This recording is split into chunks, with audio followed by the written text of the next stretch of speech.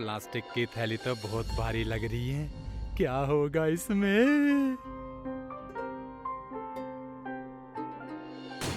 हाँ! Hello police.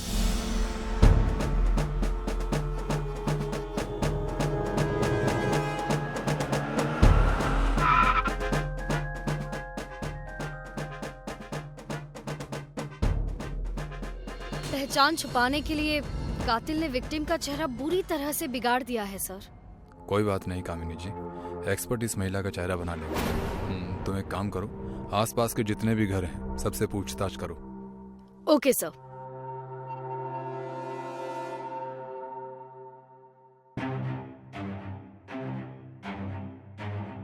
Rajesh, तुम्हें कैसे पता चला कि इस प्लास्टिक की थैली में किसी महिला का कटा हुआ सर है? सर मैं रोज की तरह कबाड़ बीन रहा था तो मुझे ये थैली दिखाई दी। थोड़ी भारी थी तो मैं इसे खोल कर देख लिया तो उसमें कटा सर पड़ा था। फिर मैंने तुरंत आपको फोन कर दिया सर। जब तुम यहाँ आए तो तुमने किसी को थैली फेंकते हुए देखा था क्या, या किसी ऐसे आदमी को जिसके हाव भाव अजीब हो या थोड़ा घबराया हुआ हो?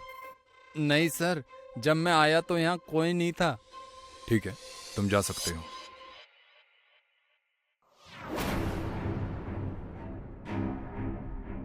कामिनी जी, इस नदी पर आने जाने वाले सारे रास्तों पर जितने भी सीसीटीवी हैं, आज से पिछले 10 दिन तक के मुझे वो सारी फुटेज चाहिए।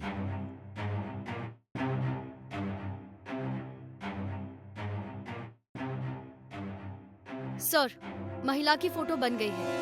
ये रही फोटो। और सर, इसमें नदी की और जाने वाले रास्तों की सीसीटीवी फुटेज भी है।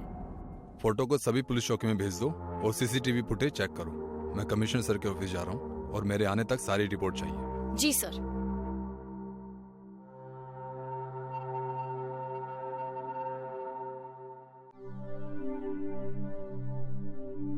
कुछ पता चला कामिनी जी?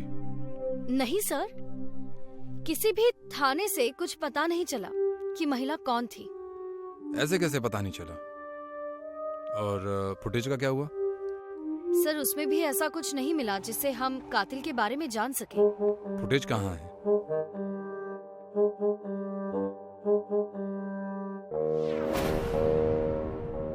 कामिनी जी, कातिल का पता चल गया। कौन है सर? ये है कातिल। सर, आप ये पूरे यकीन के साथ कैसे कह सकते हैं?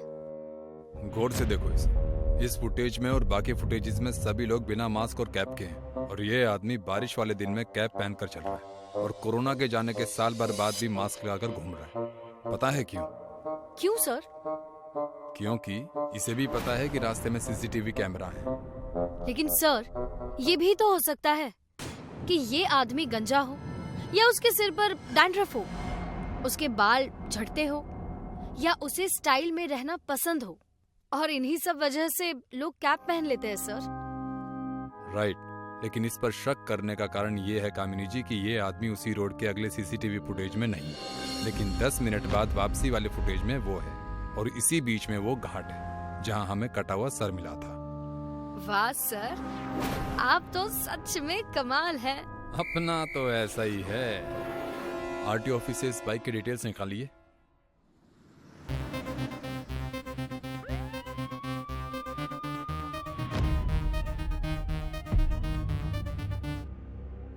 सर, ये एड्रेस है Arvind Pillai, Arvind Niwas, near by Sakinaka garden.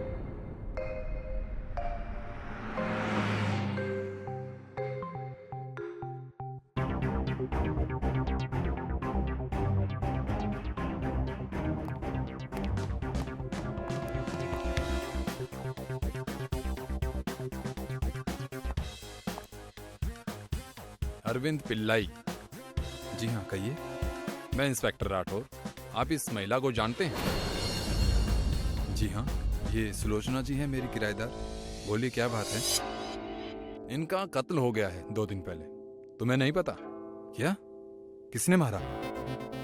यही तो पता लगाने हम यहाँ आए हैं। इनके घर में कौन कौन है? जी कोई नहीं, वो अकेली ही रहती थी। जब वो घर नहीं आई तब तुमने रिपोर्ट क्यों नहीं लिखवाई?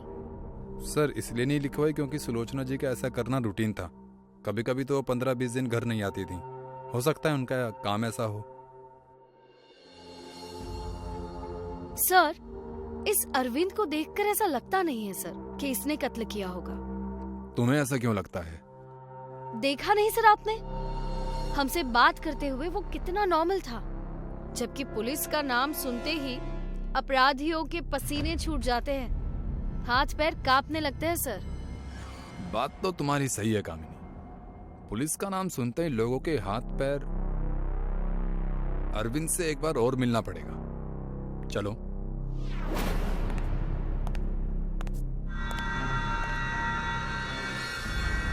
माफ करना अरविंद, मेरा मन में एक सवाल है, मैं वही क्लियर करने आया हूँ।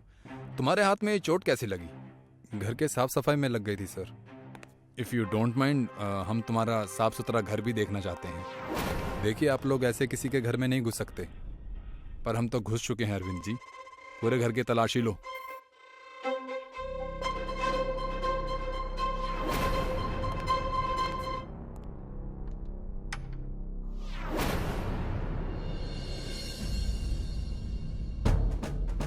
सर, सुलोचना एक विधवा थी और मैं भी अकेला था, जिसके कारण हम एक दूसरे के बहुत करीब आ गए।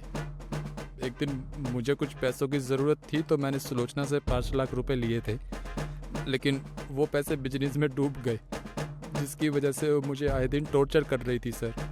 मेरी परिस्थिति समझने की बिल्कुल भी कोशिश नहीं कर रही थी। जब तक सह सकता था सहा, लेकिन उस दिन बाद हाथ से निकल गई थी। वो एक एक्सीडेंट था, लेकिन मैं उसकी लाश देखकर डर गया था सर, और इस क्राइम को छुपाने में जुट गया। जो रिश्ते कड़वे हो जाएं उनसे दूर जाना अच्छा होता है अरविंद जी, जान से मारना नहीं। अब सड़ो जेल में उम्र भर।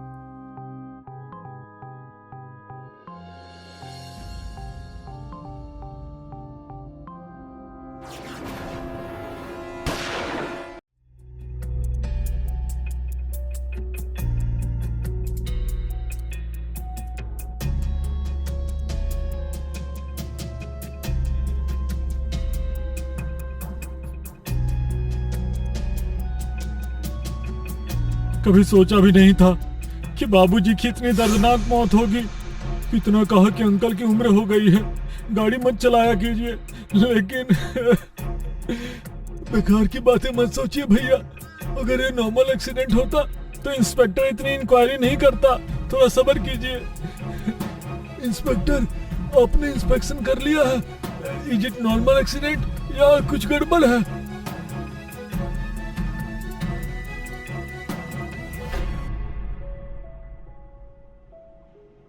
गड़बड़ है या नहीं, ये तो इन्वेस्टिगेशन के बाद ही पता चलेगा।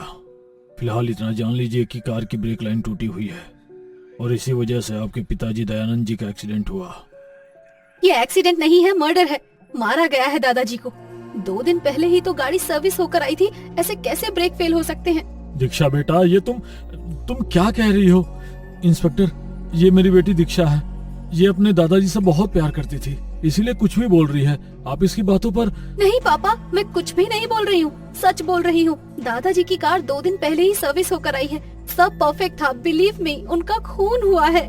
लेकिन किसने किया होगा तुम्हारे दादाजी का खून? मुझे पता होता तो मैं कातिल को साथ ही लाती, उसे ढूंढ। दीक्षा, सदमा लगा है इसे, आप लोग इसे हॉस्पिटल ले जाइए। क्या लगता है सर, दीक्षा सच बोल रही है या एक महज नॉर्मल एक्सीडेंट है? आप सवाल कम काम ज्यादा कीजिए। विक्टिम के तीनों बेटे की जन्म कुंडली लेकर आइए मेरे पास।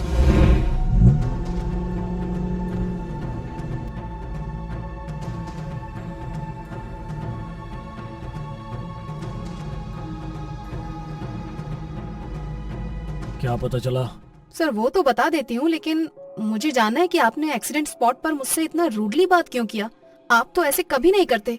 वहाँ मुझे प्रेशर लग गया था कामिनी जी। अगर तुम्हारे सवाल का जवाब देने रुकता तो मामला खराब हो जाता, पैंट गीली और पीली दोनों हो जाती, इसलिए छोटी बात करके निकल गया।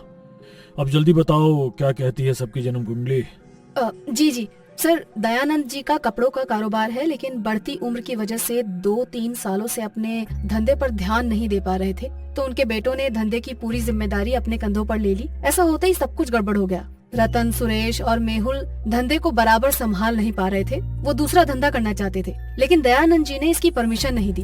बेटों के फोर्स करने पर दयानंद जी ने उन्हें अपने बिजनेस और जायदाद से बेदखल करने की धमकी भी दे दी थी, जिससे तीनों बच्चे गुस्से में थे। मोटिव है सर। राइट, लेकिन मुद्दा यह है कि तीनों ने मिलकर अपने बाप को मारा है या किसी एक ने मौका देखकर चौका मारा है।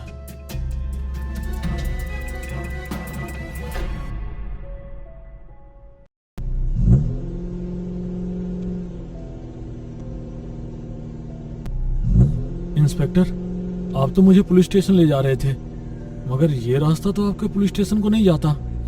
बड़ी जल्दी है आपको पुलिस स्टेशन जाने की। इंस्पेक्टर, पागल हो गए हो क्या? धीरे करो गाड़ी।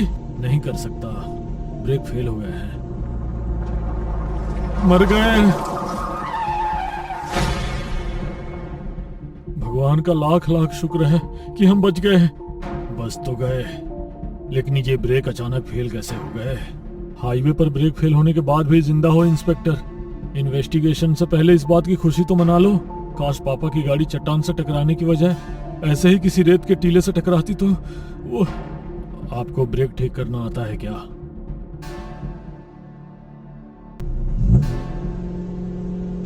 इंस्पेक्टर साहब, थोड़ा आराम से चलिए। सुरेश जी, आराम से ही चला रहा हूँ, लेकिन क्या करूं, गाड़ी के ब्रेक फेल हो गए हैं। ओह माय गॉड, आगे तो काली खाई है। सुरेश जी, हमें कूदना होगा। गाड़ी की रफ्तार बहुत तेज है और मुझे डर लग रहा है। मैं नहीं कूद सकता। नहीं कूदेंगे तो हम खाई में गिरकर मर जाएंगे। मैं नहीं कूद सकता। नहीं। बच गए, हम बच गए, हम बच गए। आपको ब्रेक ठीक करना आता है?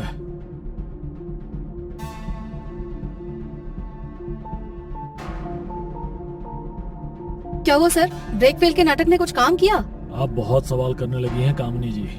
काम किया कीजिए। सर, बाथरूम में साबुन नहीं है, मेरे ड्रॉअर से लिक्विड सोप ले जाइए। Thank you.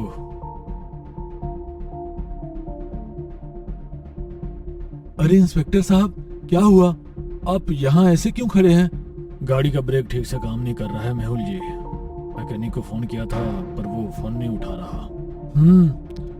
आप हटिए, ब्रेक मैं ठीक कर देता हूँ, मुझे इसकी नॉलेज है। अरे आप इतने बड़े बिजनेसमैन और ये काम। ऑटोमोबाइल में मैकेनिकल इंजीनियर हो इंस्पेक्टर। अगर पापा मुझे अपने काम में नहीं लगाते तो आज मेरा खुद का कार सर्विस सेंटर होता। एनीवेज, गाड़ी ठीक करूं प्लीज, बस 5 मिनट। लीजिए सर, ब्रेक ठीक कर दिया मैंने। Thank you. आपको तो सच में गाड़ी के बारे में बहुत कुछ पता है, इसलिए आपने अपने पिताजी की गाड़ी, जो कि 2 दिन पहले ही सर्विस हो कराई थी, उसके ब्रेक्स इतनी सफाई से फेल कर दिए। आपको फर्दर इन्वेस्टिगेशन के लिए पुलिस स्टेशन चलना होगा मिस्टर मेहुल। आप हमारे प्राइम सस्पेक्ट हैं। आई नो तुमने ही अपने पिता का कत्ल किया है। इसे जितनी जल्दी एक्सेप्ट कर लोगे उतने सुखी रहोगे। आपको पता है कि पापा ने मुझे ऑटोमोबाइल सर्विस सेंटर क्यों नहीं खोलने दिया? क्योंकि उन्हें लगता था कि मैं अपने दोनों बड़े भाइयों में सबसे ज्यादा काबिल हूँ और उनका बिजनेस आगे बढ़ा सकता हूँ। मैं वही कर रहा था, लेकिन दोनों बड़े भाइयों के जिद भरे डिसीजन से बिजनेस को चौपट कर रहे थे। इस बात को लेकर पिताजी का रतन भैया और सुरेश भैया से बहुत झगड़ा हुआ था। आप उनसे पूछिए ना, लेकिन मुझे उन्होंने कुछ नहीं कहा। जितना प्यार वो मुझसे करते थे उतना ही मैं भी उनसे करता था। कामिनी जी, रतन और सुरेश को जल्दी बुलाइए, नहीं आए तो उठा कर ले आइए, लेकिन वो मुझे अभी पुलिस स्टेशन में चाहिए। मैं भी तो देखूं कौन सी ऐसी राक्षस औलाद है जिसने अपने ही पिता का खून किया है। जी सर, जी। आप भाइयों को क्यों बुला रहे हैं?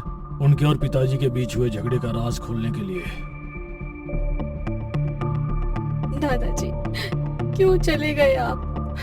आपकी बहुत याद आ रही है दादाजी।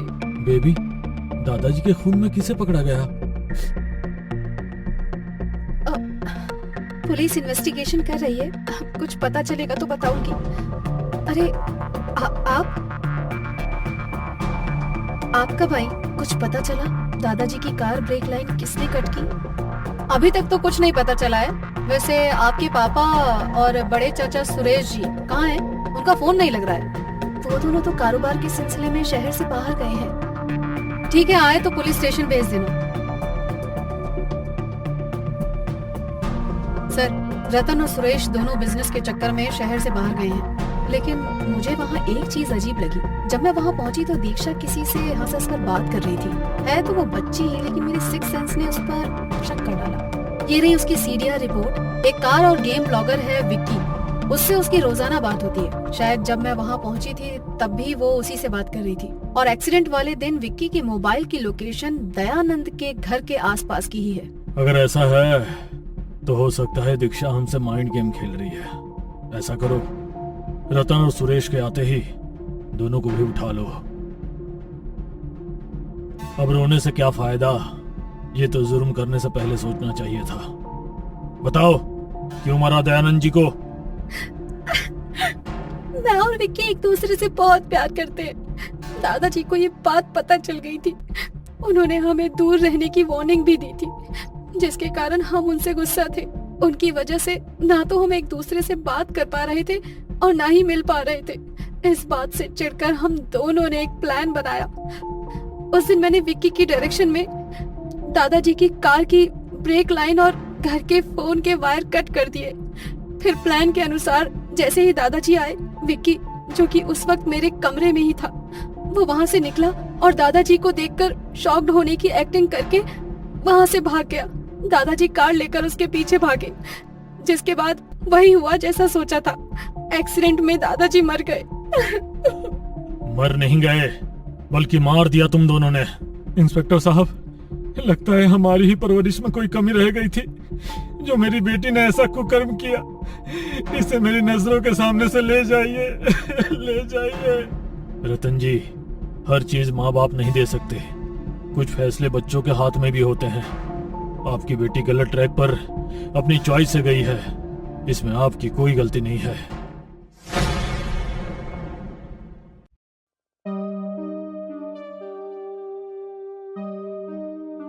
पुलिस स्टेशन में राठौर सुमन की फोटो देख रहा होता है, जिसे देख कामिनी जी कहती हैं, न जाने ये लड़की कहाँ गायब हो गई है।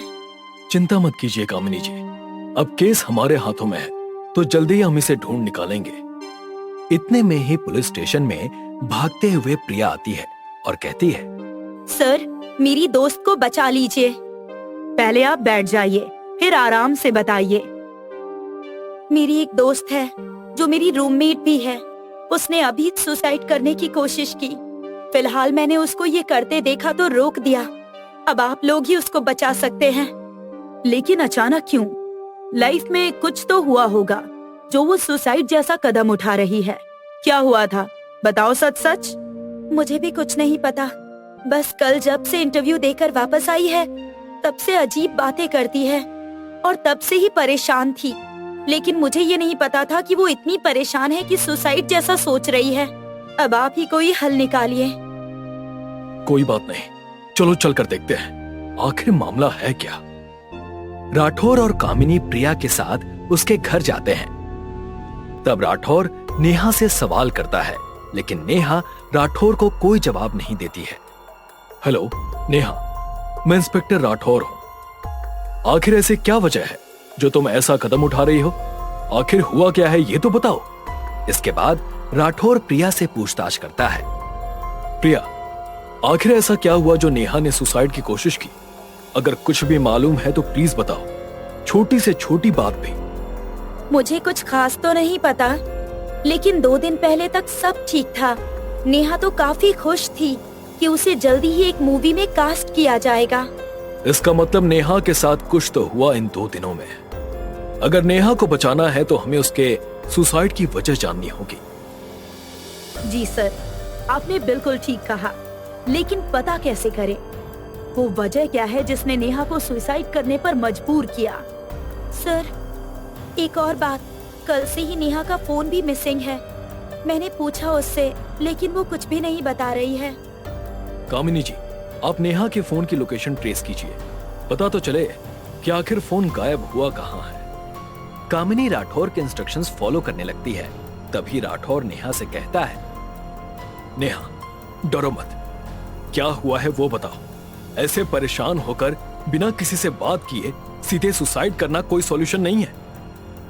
मुझे आप लोगों की कोई मदद नहीं चाहिए, मैं बस जीना नहीं चाहती हूँ। मुझे मेरे हाल पे छोड़ दो। प्रिया, तुम अपनी दोस्त के साथ रहो, इसे एक पल के लिए भी अकेला मत छोड़ना। बाकी मैं जल्दी ही कुछ करता हूं। ऐसा कहकर राठौर बाहर जाने लगता है। तभी कामिनी भी आ जाती है। सर, मैंने सेलफोन डिपार्टमेंट से पता किया है। उन्होंने नेहा के फोन की लोकेशन दे दी है। उसके फोन की लास्ट लोकेशन एक स्टूडियो में थी। ठीक है, चलो वहीं से अब कुछ मालूम होगा। ऐसा कहकर राठौर कामिनी के साथ उस लोकेशन पे जाता है। वो एक फिल्म का स्टूडियो था जहां अभी शूटिंग चल रही थी। राठौर वहां जाकर उनके डायरेक्टर प्रमोद से मिलता है और उन्हें नेहा की फोटो दिखाकर कहता है, हेलो डायरेक्टर जी, क्या आपने इस लड़की को हाल फिलहाल यहाँ पर देखा है? नहीं सर, मैंने तो इसे आज पहली बार देखा है। कौन है ये? कुछ हुआ है क्या? नहीं, कुछ नहीं हुआ। वैसे ये स्टूडियो आपका है? हाँ, मेरा ही है। कल और परसों आप कहाँ थे? मैं तो सिटी से बाहर था, आज ही वापस आया हूँ और सीधा काम पे चला आया। अच्छा, तो फिर क्या स्टूडियो आपके ना होने पर बंद रहता है या फिर आपके गैर मौजूदगी में कोई और भी आता है? मेरा स्टूडियो पिछले 2 दिनों से बंद ही था। अगर स्टूडियो बंद था तो कल इस लड़की का फोन यहाँ पर कैसे आया? इस सवाल का कोई जवाब है आपके पास? ये कैसे हो सकता है? हो सकता है ये लड़की अपना फोन खुद यहाँ छोड़कर गई हो। मेरे दुश्मन बहुत हैं, आए दिन मेरा स्टूडियो बंद करवाने के लिए कोई ना कोई चाल चलते रहते हैं। ठीक है, वो तो हम पता कर ही लेंगे। आखिर कौन कौन है आपका दुश्मन? राठौर और कामिनी उस स्टूडियो से बाहर आ जाते हैं। कामिनी जी, जरा पता तो करिए कि प्रमोद कल और परसों क्या सच में सिटी से बाहर था? जरा उसके फोन की लोकेशन ट्रेस कीजिए कि कल और परसों वो कहाँ था। जी, पता करती हूँ। स्टूडियो से बाहर आते ही राठौर की नजर सामने एक चाय वाले पर पड़ती है, जिसके हाथ में सोने जैसा कुछ चमक रहा था। तो राठौर और कामिनी उस चाय वाले के पास जाते हैं और राठौर देखता है कि चाय वाले की कलाई पर ओरिजिनल राडो की वॉच थी और हाथ पर एक रोज का टैटू भी था। तभी राठौर उस चाय वाले को नेहा की फोटो दिखाकर कहता है, क्या तुमने इस लड़की को कभी यहाँ देखा है? नहीं साहब, मैंने इसे कभी नहीं देखा। वैसे भी अगर यहाँ आए भी होगी तो मेरा ध्यान नहीं गया होगा, क्योंकि मैं अपने काम में लगा रहता हूँ। हाँ, वो तो दिख रहा है कि कितना काम है तुम्हारे पास।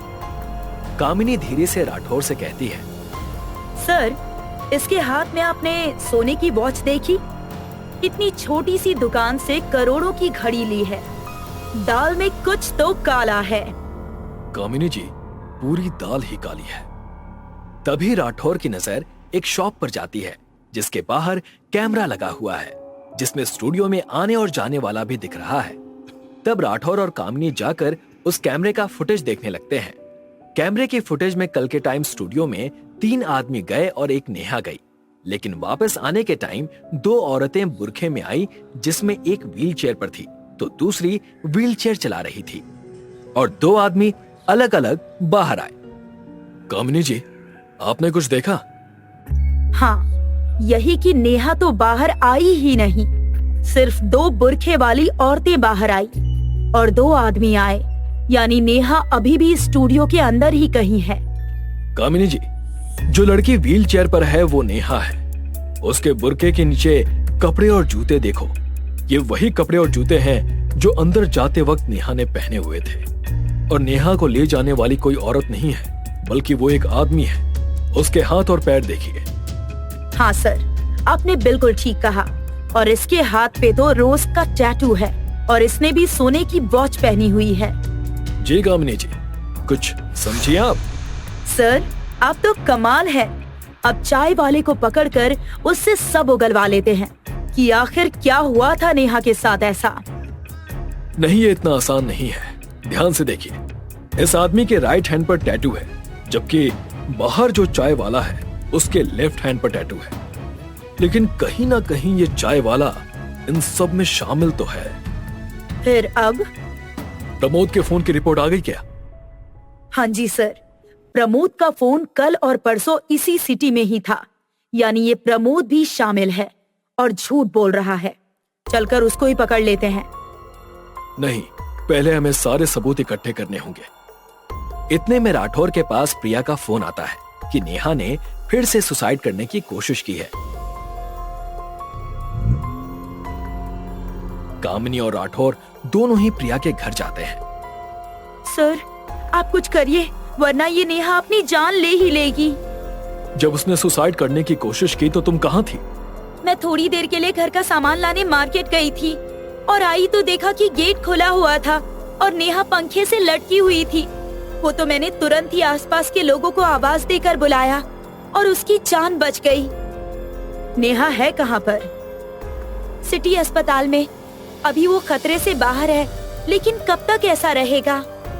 राठौर पूरे कमरे को अच्छे से देखता है और अंदर आते वक्त डोर का हैंडल घुमाता है। नेहा ने इस बार सुसाइड नहीं किया, उसे कोई मारने आया था।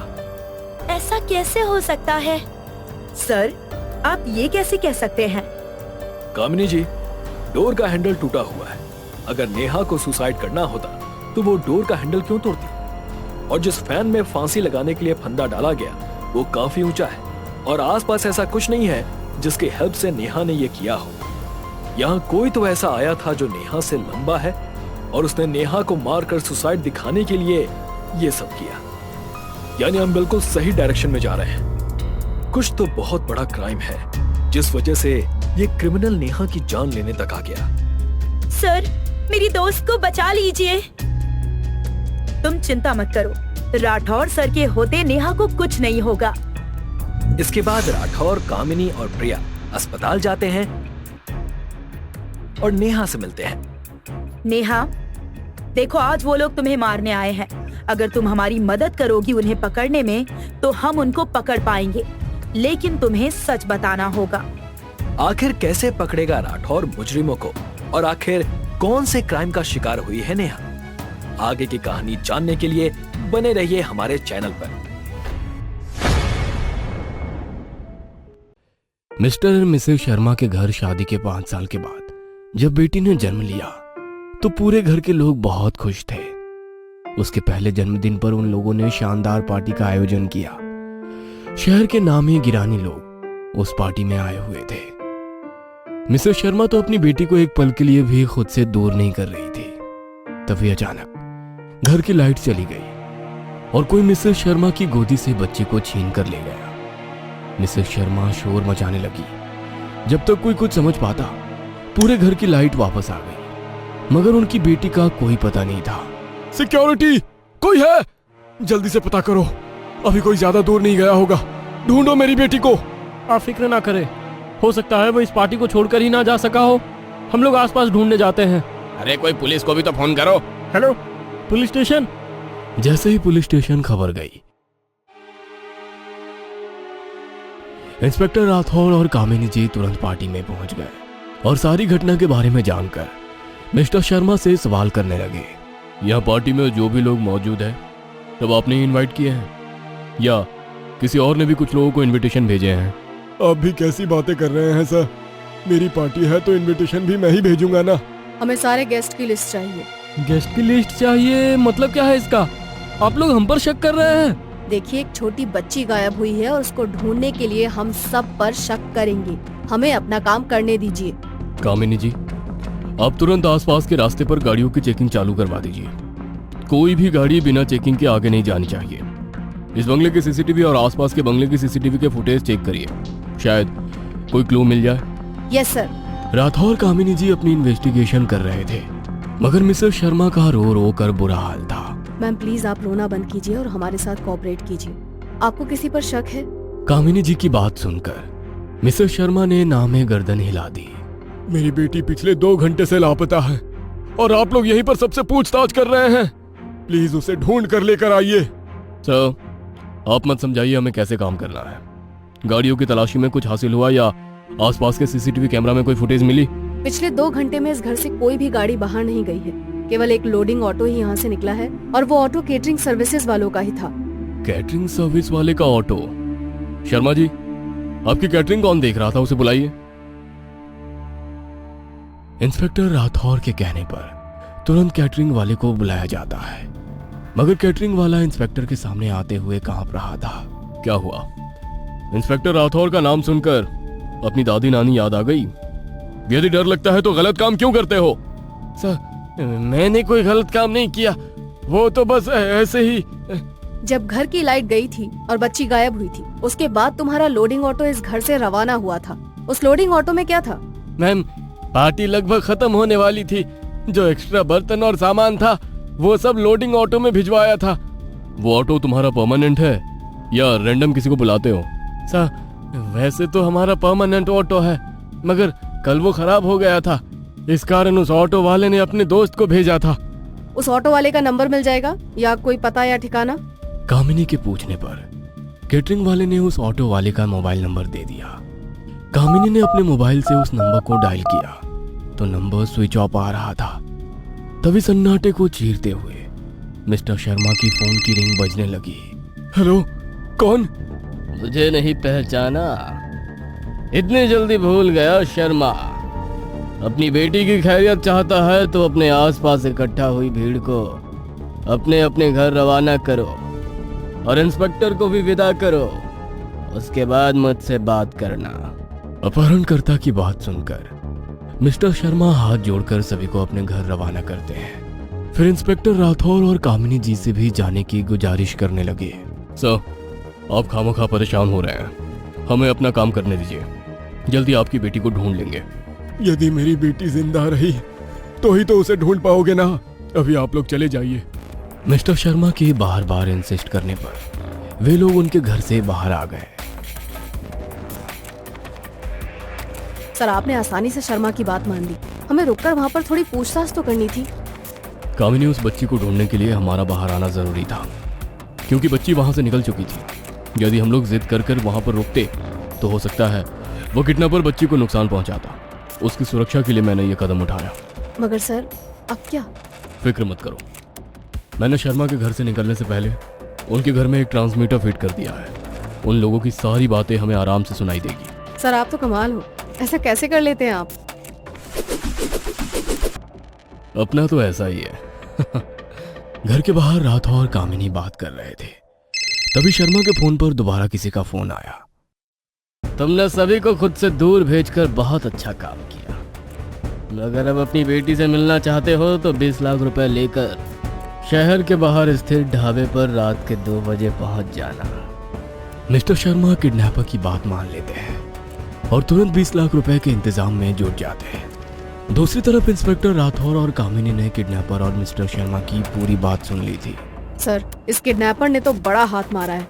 उसका पाला राठौर से है। हाथ मारा है कि मधुमक्खी के छत्ते में हाथ डाला है। अपनी पूरी टीम को अलर्ट कर दो, उसे पता चल जाएगा। सादे कपड़ों में उस ढाबे के आसपास सब लोग मौजूद रहें। इंस्पेक्टर राठौर और कामिनी की पूरी टीम अलर्ट होकर ढाबे के आसपास चौकसी करने लग जाती है। तभी मिस्टर शर्मा अपनी कार लेकर वहां पहुंचते हैं।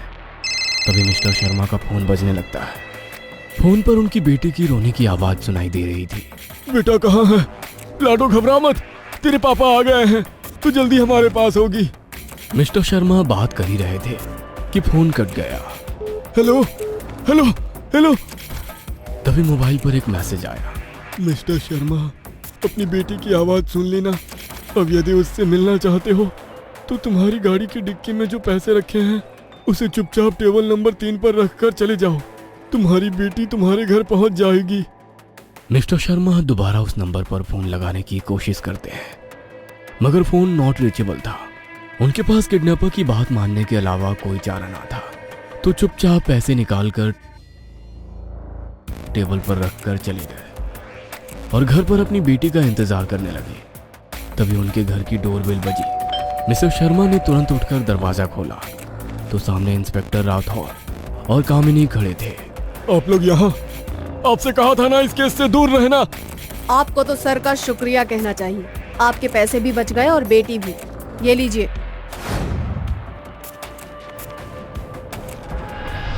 और ये रहा आपका गुनहगार। कहते हुए उन्होंने किडनैपर को मिस्टर शर्मा के आगे खड़ा कर दिया। किडनैपर कोई और नहीं बल्कि उनकी दुकान पर काम करने वाला एक लड़का ही था, जिसे कुछ दिन पहले मिस्टर शर्मा ने चोरी करते हुए पकड़ लिया था और उसे नौकरी से निकाल दिया। तू तो आस्तीन का सांप निकला। पहले मेरी दुकान पर हाथ मारा और फिर मेरी बेटी पर। उस मासूम ने तेरा क्या बिगाड़ा था? बिगाड़ा तो मेरी बेटी ने भी तेरा कुछ नहीं था, मगर जब मैंने उसके इलाज के लिए पैसे चोरी की तो तूने मुझे नौकरी से निकाल दिया। मेरे पास पैसे भी नहीं थे, मेरे हाथों में मेरी बेटी ने दम तोड़ दिया। तभी मैंने सोच लिया था कि बच्चे का दर्द क्या होता है तुझे अच्छे से समझाऊंगा, तुझसे पैसे भी ले लूंगा और बेटी भी नहीं दूंगा। मुझे नहीं पता था कि तूने अपनी बेटी के लिए चोरी की थी। अरे उसके इलाज के लिए पैसे मांग कर तो देखता, मैं ऐसे ही दे देता। मैंने तो तुझे सुधरने का एक मौका दिया था, इसलिए चोरी करने के बाद भी पुलिस स्टेशन नहीं भेजा, मगर तूने ही। कहते हुए गुस्से में मिस्टर शर्मा किडनैपर को मारने लगे। शर्मा जी बस कीजिए, अपने गुस्से पर कंट्रोल कीजिए। और तुम्हें अपनी बेटी की तकलीफ से गुजरने के बाद भी किसी और की बच्ची को तकलीफ देते हुए शर्म नहीं आई? अब तो तेरा फैसला कानून ही करेगा। चल चुपचाप। किसी भी केस को सॉल्व करने में आपका मुकाबला नहीं है सर, आप कमाल हो। अपना तो ऐसा ही है।